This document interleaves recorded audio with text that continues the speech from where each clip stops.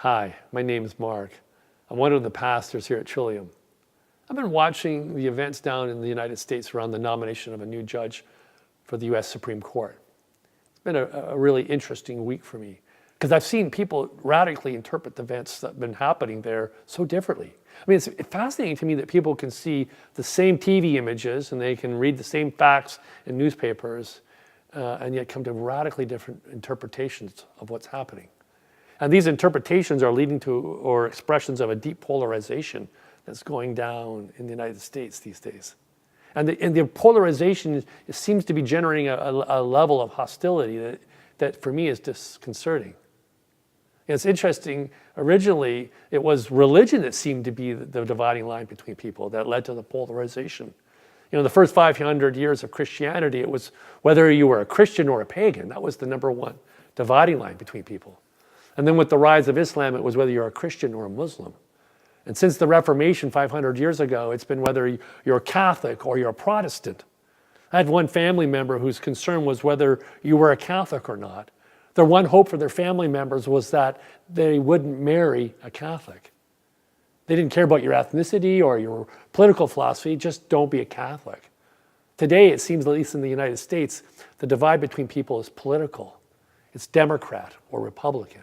And everything else is assumed under those two titles. And parents of one political persuasion, one of their hopes is that their children will not marry someone from the other political side. And it goes both ways, left, right, left. The hostility is generating and deepening in the culture and is leading to growing polarization between people. And it gets me to wondering, where's the middle ground going to be held anymore? Like, where's that sacred middle space between people where everyone can gather in respectful ways with each other? Because it seems to be disappearing. And not just down in the US, it seems to me it's disappearing here today. The other side isn't just mistaken or misguided, they're the enemy. They're evil. And they need to be resisted with every force of effort possible.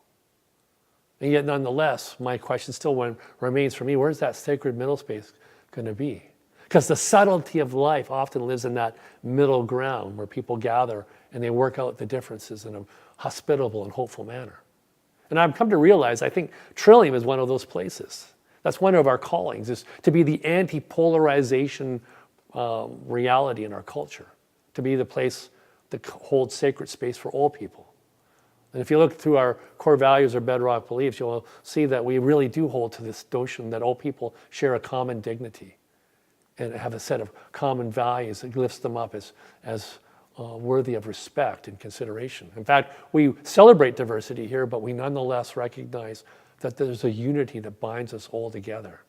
In a sense, we're all children of God, and we come from one common source.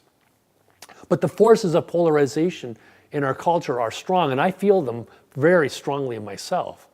And they get expressed in many different ways. And they happen not just in the broader public setting, they happen in our families too. I see strong polarizing tendencies in our families. I experience them directly myself. And the question is, what do we do when we come into contact with that strong tendency to polarize? Because the world wants us to live in a binary, us and them. And it wants to instill that conflict and hostility between the us and them in a way I think is new for this culture at least. And then we come back to an understanding that we do have a choice in this. You know, in life, we sometimes all have to confront loss. We all have to deal with difficulties in life. We all have struggles to deal with. And those losses come to us and it produces grief within us. But we still have a choice in that moment to decide how we're going to respond to the losses and the hurts of life.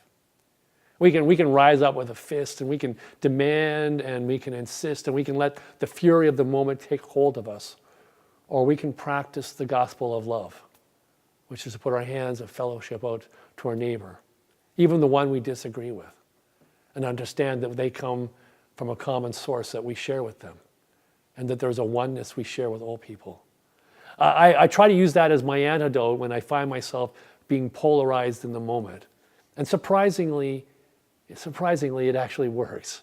When I see you for who you really are, then reconciliation, forgiveness, and peace lives between us.